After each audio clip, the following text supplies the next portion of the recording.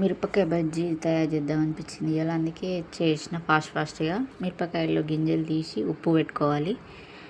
శనగపిండిలో కొంచెం బియ్యపిండి కలుపుకోవాలి, అలాగే ఓమా, తర్వాత జీలకర్ర, కొంచెం పసుపు,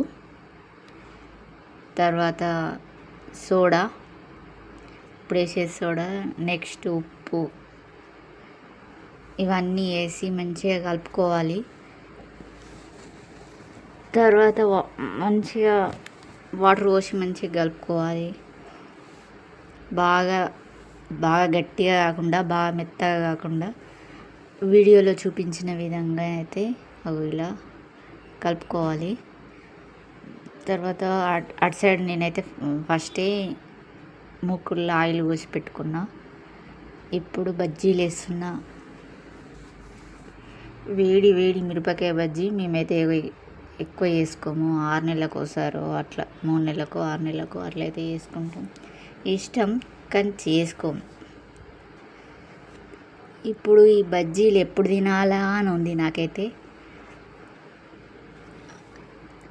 లాస్ట్కి అయితే చెప్పనే అయింది చేయడం అయితే.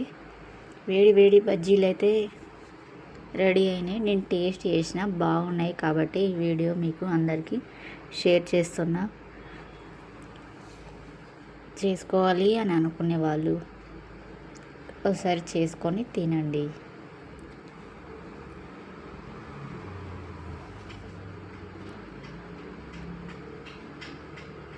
నేనైతే కొంచెం మసాలా జల్లిన తర్వాత పక్కకు ఉల్లిగడ్డ పెట్టుకొని, కొంచెం పిండి మిగిలింది, ఆ పిండి వేస్ట్ చేయకుండా దానిలో ఉల్లిపాయలు వేసి ఈ విధంగా వేసుకున్నా. Thank you for watching. Bye.